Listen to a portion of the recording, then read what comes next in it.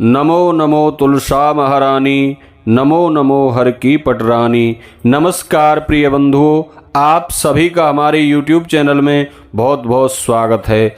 आज कामिका एकादशी व्रत पारण के समय द्वादशी तिथि में श्रवण करें तुलसी माता की कथा।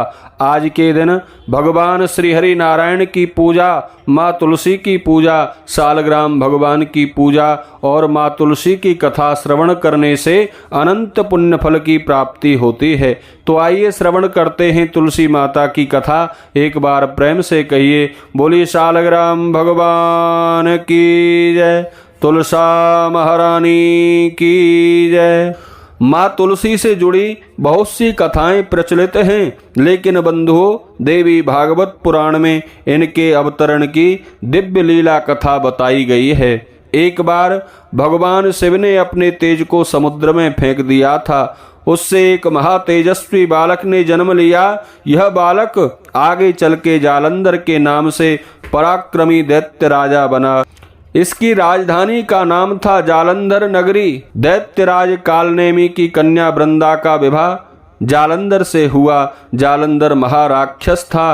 अपनी सत्ता के मद में चूर उसने माता लक्ष्मी को पाने की कामना से युद्ध किया, परंतु समुद्र से ही उत्पन्न होने के कारण माता लक्ष्मी ने उसे अपने भाई के रूप में स्वीकार किया।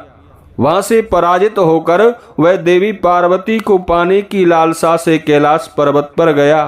भगवान देवादिदेव शिव का ही रूप धरकर माता पार्वती के समीप गया, परंतु मां ने अपने योग बल से उस राक्षस को तुरंत पहचान लिया तथा वहां से अंतर ध्यान हो गई। देवी पार्वती ने क्रुद्ध होकर सारा वृतांत भगवान विष्णु को सुनाया। जालंधर की पत्नी वृंदा अत्यंत पतिव्रता स्त्री थी। उसके पतिव्रत धर्म की शक्ति से जालंधर ना तो भगवान शिव से युद्ध में मारा जा रहा था और ना ही युद्ध में पराजित हो रहा था। इसीलिए माँ पार्वती भगवान विष्णु के पास गईं कि इस जालंधर का नाश किस प्रकार हो, वृंदा के पतिव्रत धर्म को भंग कैसे किया जाए, तभी भगवान शिव जालंधर का वध कर पाएंगे। विष्णु भगवान ऋषि का वेश धारण कर वन में जा पहुंचे, जहां वृंदा अकेली भ्रमण कर रही थी। भगवान के साथ दो मायावी राक्षस भी थे, जिन्हें देखकर वृंदा भयभीत हो गई। ऋषि ने वृंदा के सामने पल में दोनों को भस्म कर दिया। उनकी शक्ति देखकर वृंदा ने कैलाश पर्वत पर महादेव के साथ युद्ध कर रहे अपने पति जालंधर के बारे में पूछा। ऋषि रूपी भगवान ने अपने माया जाल से दो बानर प्रकट किए। एक बानर के हाथ में जालंधर का सर था तथा दूसरे के हाथ में धड़ था। अपने पति की यह दशा देखकर वृंदा मूर्छित होकर गिर पड़ी। होश आने पर उन्होंने ऋषि रूपी भगवान से विनती की कि वह उसके पति को जीवित कर दें। भगवान ने अपनी माया से पुनः जालंधर का सिर धड़ से जोड़ दिया, परंतु स्वयं भी उसी शरीर में प्रवेश कर गए। वृंदा को इस छल का जरा भी आभास नहीं हुआ। जालंधर बने भगवान के साथ वृंदा पतिव्रता का व्यवहार करने लगी, जिससे उसका अस्तित्व भंग हो गया।